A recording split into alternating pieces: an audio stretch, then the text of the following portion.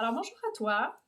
Aujourd'hui, j'avais envie de partager sur le taux vibratoire et l'unité Bovis. Donc, quand je veux dire taux vibratoire, je veux dire le potentiel énergétique optimal d'une personne. Ça pourrait être une personne, ça pourrait être un lieu, ça pourrait être aussi un aliment.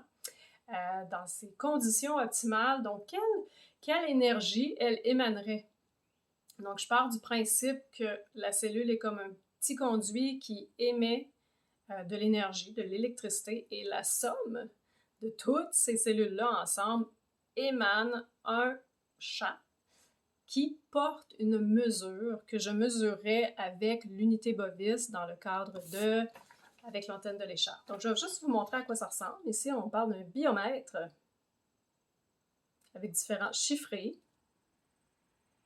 avec lequel on pourrait aller prendre une mesure en focusant sur quelque chose et aller voir où est-ce que l'antenne bascule. Dans mon cas, si j'utilise l'antenne de l'écharpe, je pourrais aussi très bien le faire juste intuitivement avec ma main. Je pourrais le faire aussi avec un pendule. Donc, il n'y a pas que l'antenne. Tous nos sens peuvent nous dicter, si on se pratique un peu puis qu'on a confiance en notre intuition, le taux vibratoire des choses.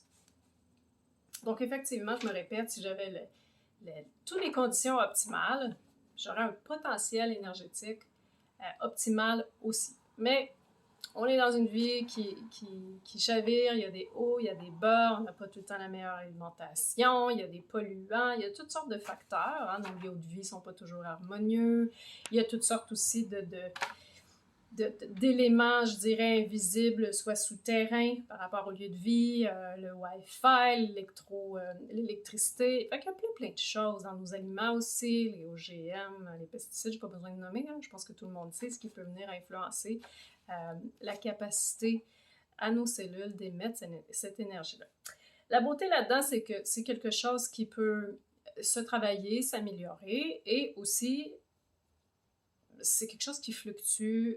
Je veux dire, je pourrais changer de lieu, je pourrais juste m'en aller dans un lieu qui vibre très haut, probablement en nature, et oups, mon taux vibratoire fluctuerait rapidement. Je pourrais me déplacer et aller dans un lieu, je sais pas moi, voir quelqu'un peut-être avec qui c'est difficile, ou un environnement où il y a eu beaucoup de disputes ou quoi que ce soit. Et l'intelligence de ma structure énergétique pourrait probablement, si elle captait, réagir à ça, peut-être se refermer et abaisser le taux vibratoire. Donc, cette structure énergétique-là que l'on porte est super intelligente et malgré des fois notre mental qui tente d'analyser ou des fois qui s'en rend même pas compte, la structure énergétique, elle réagit à tous ces facteurs-là à travers nos sens. Donc voilà, pour faire un autre petit retour sur le biomètre ici. Donc, effectivement, tout est en constante évolution. Donc, je crois j'ai lu que depuis 2014, les taux vibratoires, supposément, d'un corps humain sain avaient changé. Quand je l'ai appris, on parlait d'entre 6500 et 9500, et maintenant, on est rendu à 12 500. Évidemment, c'est des règles de base, et chaque personne est unique. Donc, il y a des règles, puis il y a la situation de chacun. Et ça ne veut pas dire que s'il y a un petit décalage plus haut ou plus bas, qu'il y a quelque chose qui est complètement normal, là. Donc, plan physique, ils l'ont chiffré de 0 à 20 000.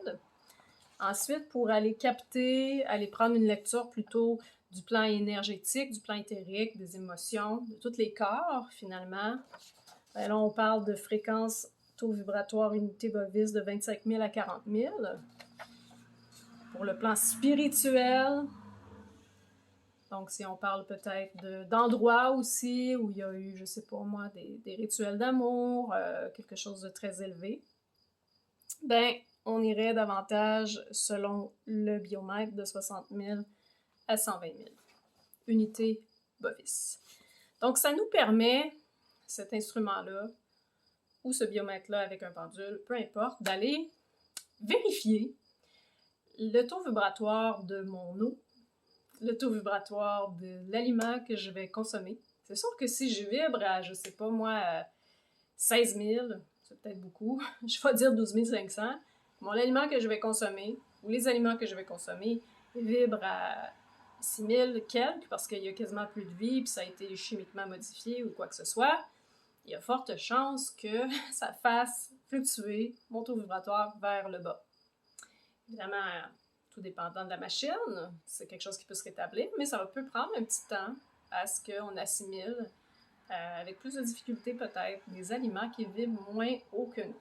La beauté là-dedans, encore une fois, c'est que, bon, évidemment, c'est pas une règle généralisée, mais je pourrais probablement avoir un impact positif sur la qualité de mon eau, la qualité de mes aliments. Si, par exemple, je pourrais transmettre une nouvelle fréquence d'amour, je pourrais peut-être transmettre aussi avec mes mains sur l'aliment ou sur l'eau, transmettre une énergie vitale, après ça, retester aussi. Donc, ou la mettre, je sais pas moi, au soleil, ou maintenant il y a des orgonites aussi, il y a toutes sortes de nouveaux trucs qui existent aussi pour venir jouer avec, pour modifier les taux vibratoires et les amener à la hausse. Je les ai pas testés, alors je ne le sais pas. Mais si ça vient d'un cœur aimant, on peut avoir une influence aussi sur le taux vibratoire des choses. J'imagine jusqu'à une certaine limite, mais pour moi, c'est du cas par cas. Donc, je prends mon antenne qui est ici. Si j'avais une pomme, par exemple, ben, je focuserais sur la pomme avec mon antenne tout en étant au point zéro. Je répète, je pourrais faire avec mon pendule, mon cœur, mon intuition. Et j'irais tout simplement sur le diagramme que je vous ai montré, faire avancer mon antenne. Et quand que, évidemment avec l'intention de capter le taux vibratoire, et quand je vais tomber en résonance avec la mesure d'unité bovis, puisque c'est ce que je cherche, mon antenne va basculer. Alors là, j'aurai une mesure énergétique de l'aliment que je vais consommer. Et par la suite, s'il va être plus bas, je pourrai aller voir aussi qu'est-ce que j'aurais besoin pour augmenter le taux vibratoire de cet aliment-là avant de le consommer pour qu'on soit de plus en plus compatible.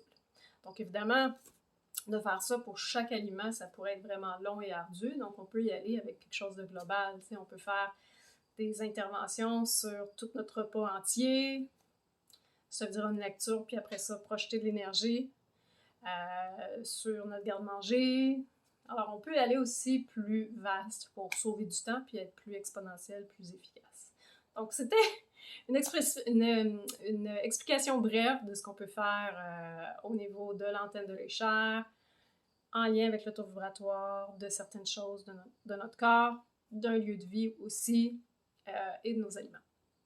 Alors, sur ça, je vous laisse. Si ça vous a plu, vous pouvez liker, vous abonner, partager, et on se revoit bientôt pour d'autres contenus. Merci.